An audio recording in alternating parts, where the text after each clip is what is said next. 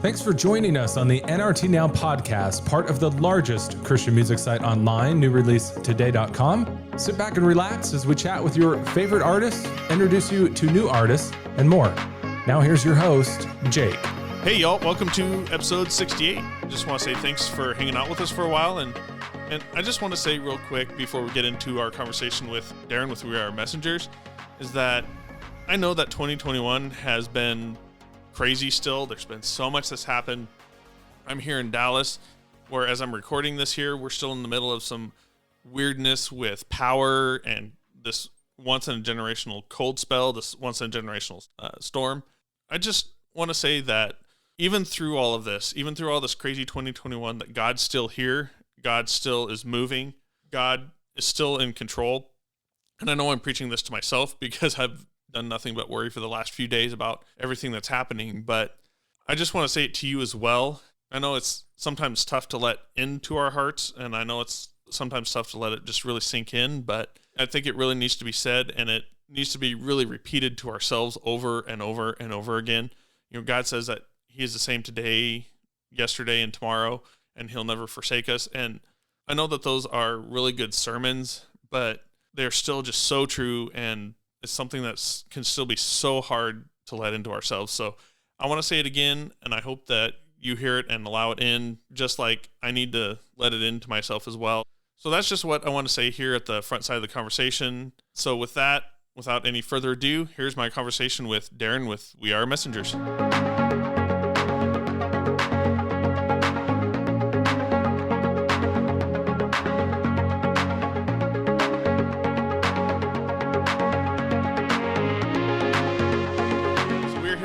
Darren with We Are Messengers, who is actually out on tour right now with the Hits Deep tour. That is so cool, and I am so excited that you are actually coming my area in just a few weeks here. Yeah, it's been great. It's been the first arena tour in the world to go back out, and so we've been social distancing, keeping things safe, but it's been rowdy and fun, and it just feels really life-giving again, so super cool. So how has it been to just hear people sing along in the arena and just that energy in the crowd through this tour here? Yeah, I think that's what's blown us away, is that the response of the people, because it's socially distanced, the rooms aren't full, but the crowd is just so excited to be there. They're singing every word of every song. They're really engaging with the performers, with God. And it's just really beautiful, actually. Some of my favorite shows we've ever done has been in the past few days. Yeah. That's awesome. Not only do we have the Hits Deep tour, but you have a We Love Awards nominated album, Power. Sure. Is the plus part of the album name, or is it just Power? Well, we added on the plus a few months back because we dropped another song called Image of God. And so we added that on to the Power record. So Power is everything minus Image of God, and Power plus is everything plus Image of God. So same thing, just with one extra song. So it's an extension of the EP that was actually nominated last year, if I remember correctly.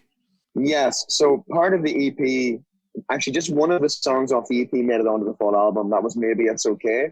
We took that, put it onto the brand new album. 12 new tracks on top of that. Totally. So I gotta say, I remember Love, and I actually have a connection with this one here with the Love music video. A couple of the people in the music video are good friends of ours. Actually, the lady and the baby on the YouTube cover, that's actually some of our friends there. Wow, so that's so cool. He was all proud of it. He was showing, hey, check this out. So I've been digging that song for a while since that music video came out. Oh, thank you, man. I love that music video, actually. That's so fun. That's cool. It was done so well. Thank you. So I want to talk a little bit about last year. You did a mashup of nominated songs, a video for the We Love Awards from a live one.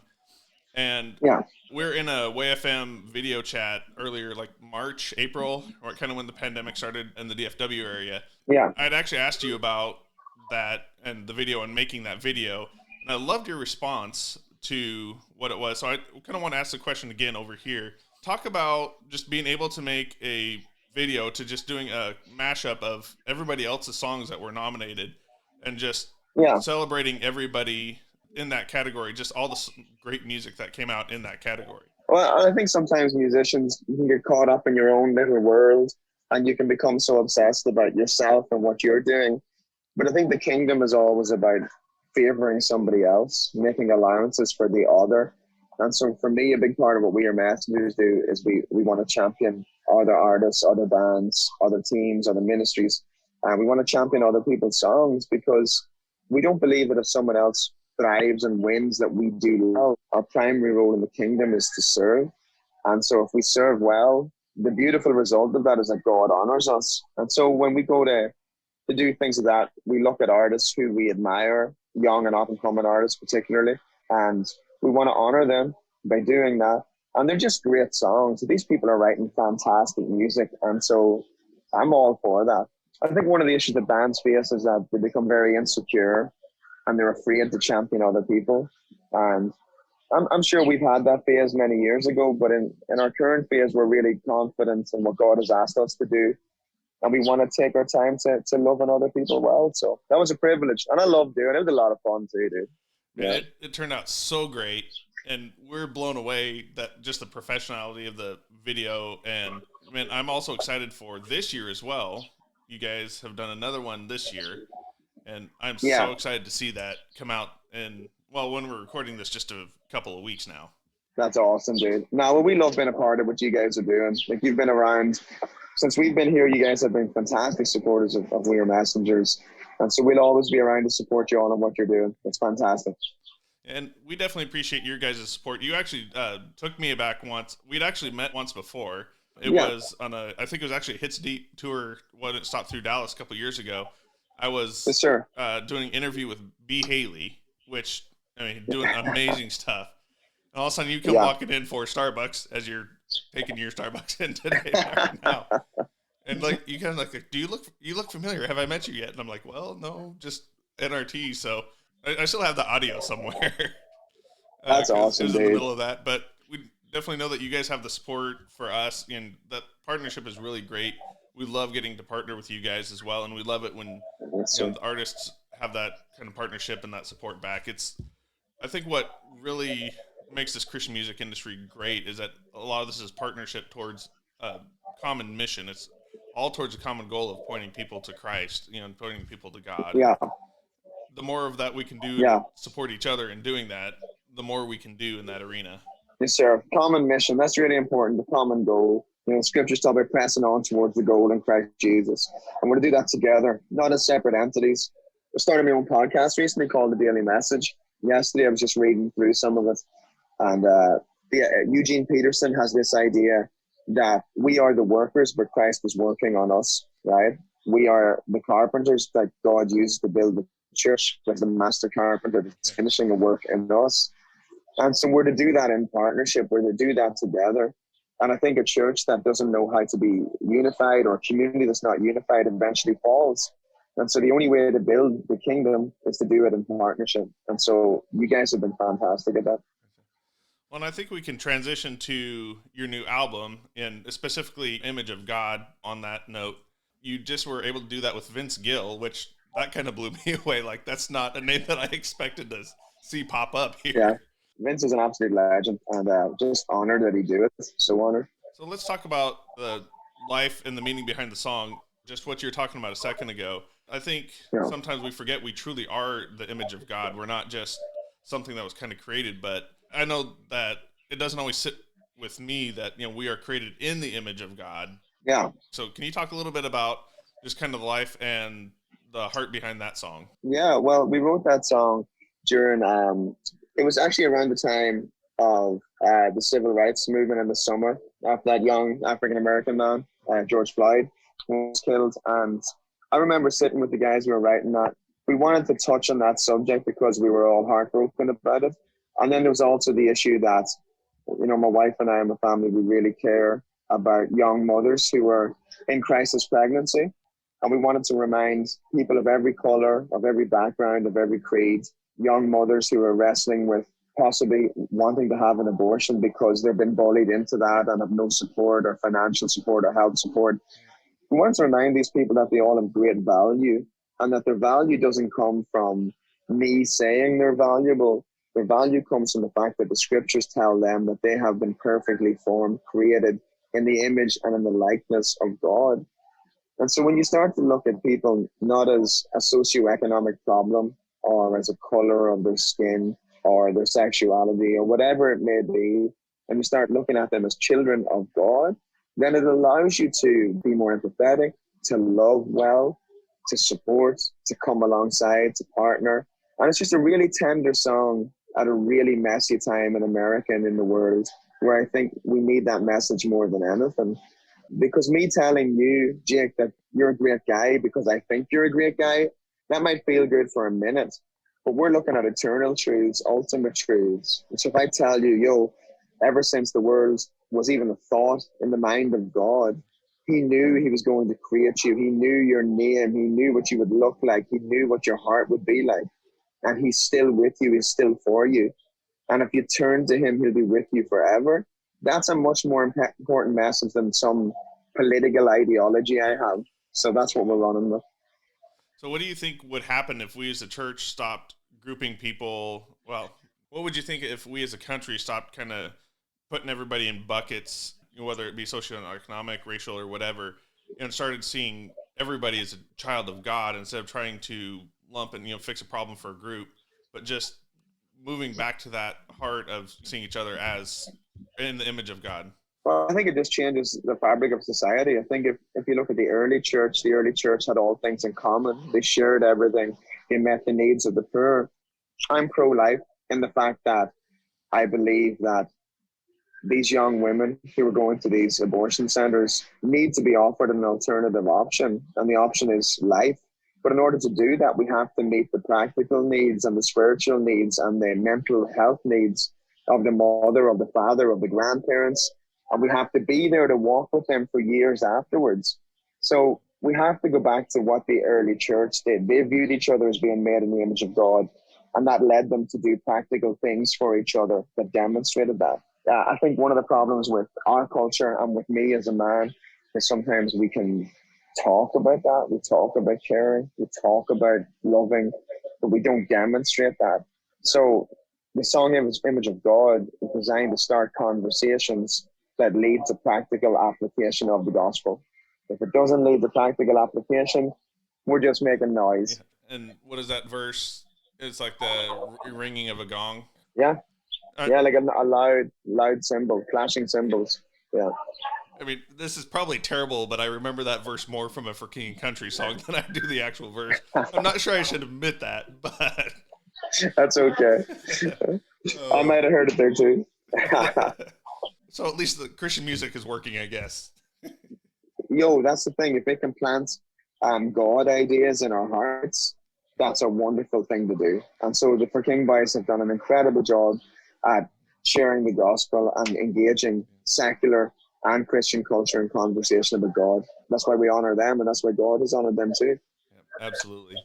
And so I want to talk a little bit about the song that has made it from the EP over here to Maybe It's Okay. Actually, as I was preparing for this, it wasn't first on my mind, but I just started kind of getting to think just everything that's happened over the last little while.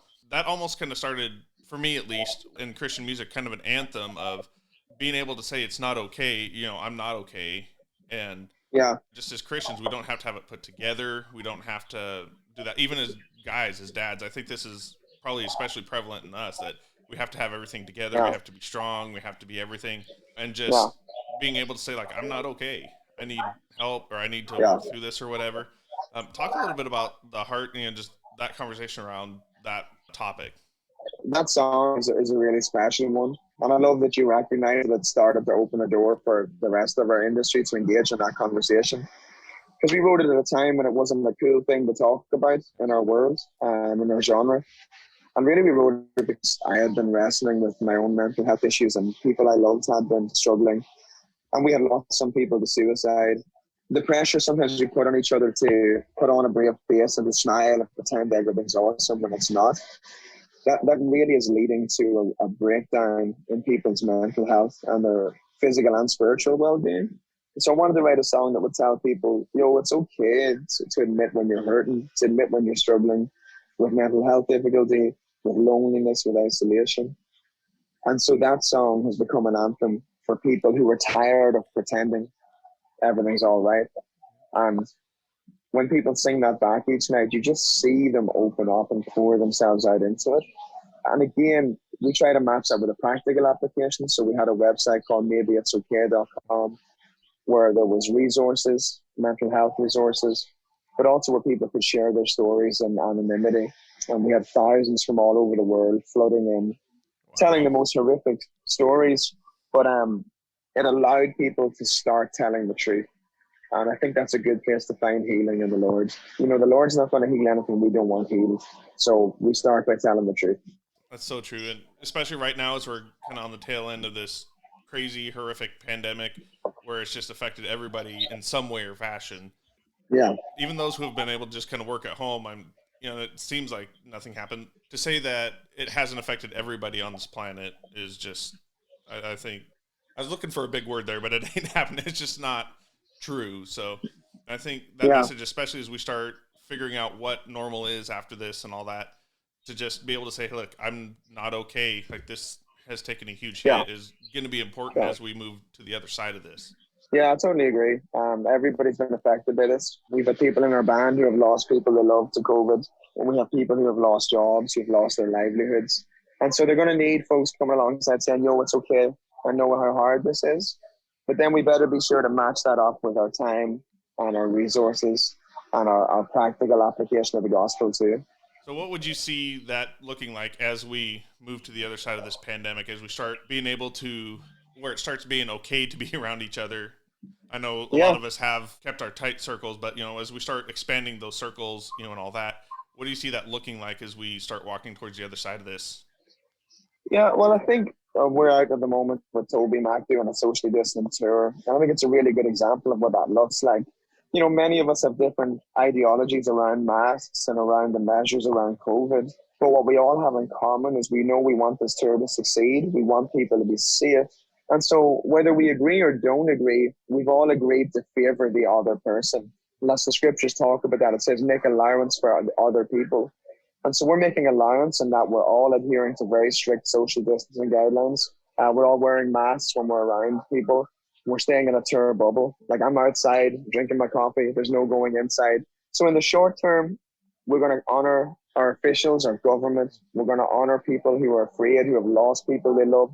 And in the long term, we believe that all things are going to turn for good. And what that looks like, I don't know. But I'm not going to be a pig-headed, stubborn conservative and just tell everybody they're wrong. I'm going to learn how to listen, learn how to react accordingly, and respond with empathy and compassion, because that's what Christ would do too. As you say that, maybe this is just kind of me being hopeful, but as we said, just everything going crazy in this country. I really see and I really hope for a move of more of that kind of situation here in our country. On both sides of the political aisle. That's pretty evident in the church as well. That everybody is kind of stuck on either side, and that we just really learn to listen and to be empathetic and not view others as the enemy, but be able to have these conversations. Yeah, and Jesus doesn't do that. He doesn't view people as the enemy. He often gives a third way. He often offers another alternative. We tend to have our way or their way, and Jesus kind of is in the middle going, listen, my way. And so we always have to ask our question in every circumstance, are we following the way of Jesus? Yep. If we're following a political ideology that takes us away from Jesus, whether that's Republican or Democrat, then it's not right. We have to look at the way of Jesus. We have to look at the scriptures. How do we honor people? How do we honor government? And we have to look at how do we honor the king and the kingdom first. Yep. So you're going to offend everybody doing that. You're not going to keep anybody happy. Exactly. But I promise you this, if you're grateful and you have gratitude and you follow the way of Jesus, you will sleep at night. You may not make much money. You may not have the fame you want, but you will sleep well at night. So follow the way of Jesus and everything else will work out. Yeah. And I think it would be absolutely powerful if the church united around that kind of a situation. Yes, sir. Well, that's what we're here for. The problem is we put our own little opinions and our own spins and everything, and that's got us nowhere. Well, I know you have a tour meeting to get to here, which yes, sir. Exciting. Like, I do not want to mess with that, because if you mess with that, that means who knows what'll happen by the time March hits Yeah. your bit here. So Oh, we're coming your way. Come hell or high water, we're coming your way. I love it. So I'm so excited to be there for that. And I just really appreciate you taking the time out to chat with us before the tour meeting here. Yo, Jake, you're a good man. We love NRT. We love what you guys have been to us over the years. And so just super grateful. So may the Lord bless you and keep you and cause his face to shine on you. All right.